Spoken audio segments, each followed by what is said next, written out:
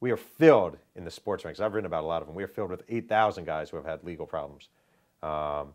We have wife beaters pitching in the major leagues. We have, drug problems galore all over professional sports.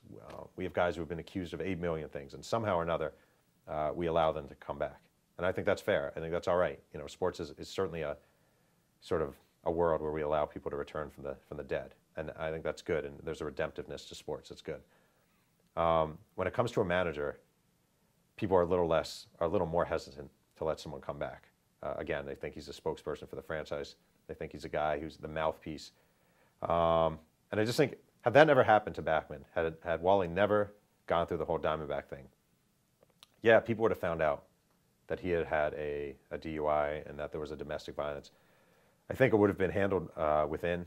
I think the organization would have been able to, find it out, talk to him about it, find out what happened, be prepared for the media onslaught. I mean, the Diamondbacks were so unprepared. It was pathetic.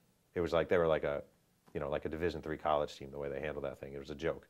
I mean, one of the worst PR gaffes I've ever seen in my life.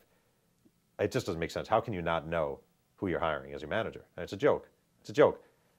I mean, I interview people for any book I write, and I make sure I try to do as much research on their background as possible to make sure that they're telling the truth, that there's nothing there that would be a motive for them to lie. It takes 25 minutes. So for them not to do it is ridiculous. And I think if that never happens, I think somewhere along the line, someone takes a shot on him. Maybe it's a guy who played with him on the Mets who's now managing, or a teammate from some other place.